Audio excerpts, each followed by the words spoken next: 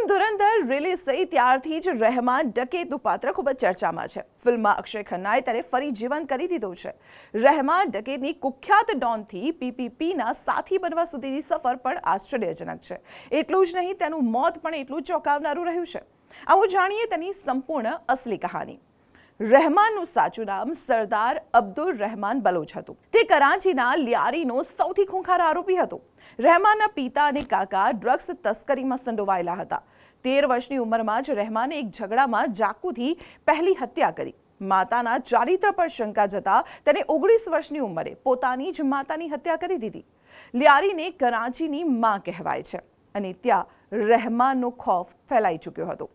1960-70ના સમયમાં અહીં ડ્રગ્સનો કારોબાર શરૂ થયો.